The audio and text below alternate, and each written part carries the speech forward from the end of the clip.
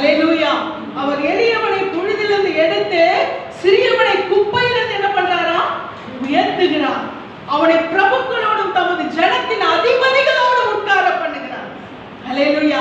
சும்மா எல்லாரையும் உட்கார வச்சிட மாட்டார். எல்லாரும் ஆசைப்படக்கூடாது. ஹல்லேலூயா.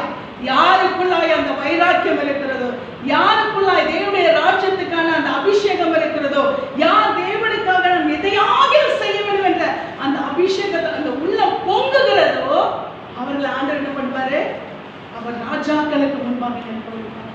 இங்கே இந்த வைராக்கி யாருக்கு முன்னாடி நிற்க வச்சது? தாவீத யாருக்கு முன்னாடி நிற்க வச்சது? ராஜாவுக்கு முன்பாக. ராஜா பார்க்கிறாரு, எப்ப யாருமே இந்த வார்த்தை சொல்லு, நான் கூட பின்னாடி போய் நிற்கிறேன், ஆனா இவனுக்கு